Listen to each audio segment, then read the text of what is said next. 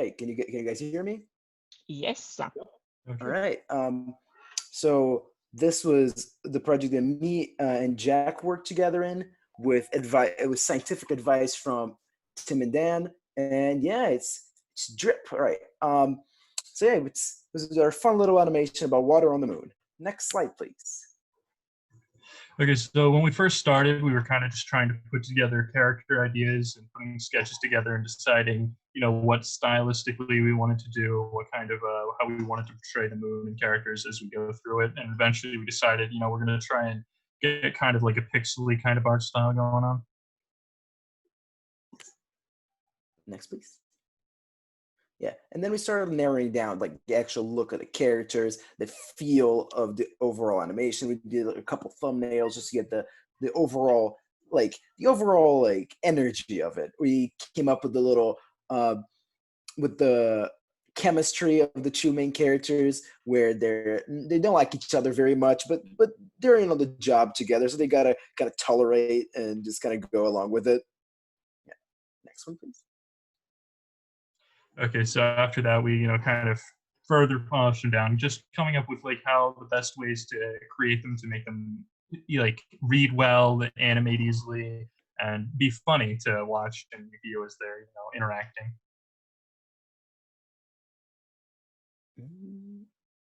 Yeah, and then we pursued the thumbnailing part, and by this point we were already like, okay, so look, the shots are gonna look like this. We're like they're gonna go from on the moon surface inside of the crater, and then it's gonna be all the wackiness of finding the ice statue and all that. But we're still fixing some kinks here and there that we would only like really fix after the animatic phase. Next one, please.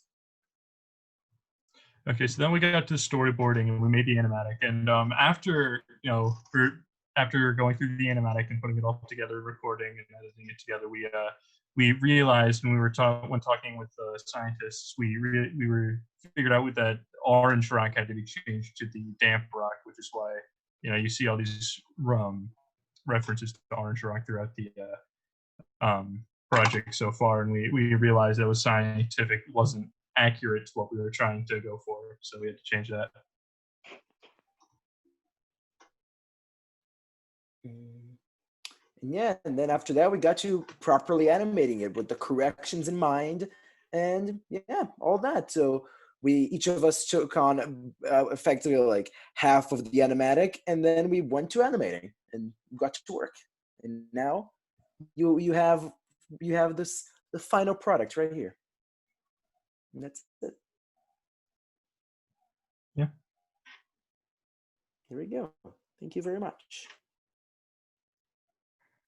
Okay, it was beautiful, Alex. Yeah, the graphics are amazing. So thank you so much for this beautiful presentation. And so do we have a Tim here? Yeah, I know, Tim, you are here. I saw you in the chat. I'm right here.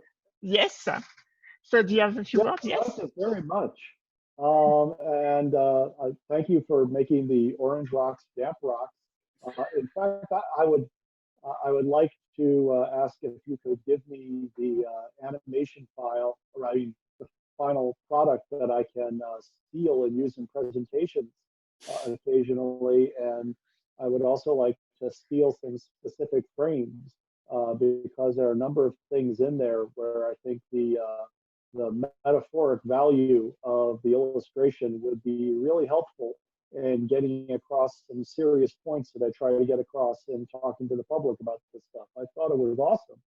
Of course. I really like the little Cylon reference in the Starkbot's eyes when he was looking at the scene in there. And I really thank you for including the rockets versus the repelling, and then the commentary on that. I know I mentioned that to you, but that is one that's actually been a serious issue that we've been discussing in the field. So it's nice to have that reference show up there. And I really like your NASA logo. Thank you. Thank Yeah, you. we try to make it a little personalized. Awesome. Thank you very much. Thank you. Okay. Yeah. Thank you, Tim. That was yeah. That was great to hear you. And of course, you can use that during your presentation. That the goal of doing all those films, they are free for the scientists to use, of course. So thank you for your participation, and hopefully we'll see you again next year at Balticon for sure. Okay. So can we have the next presentation? Yes. Of course.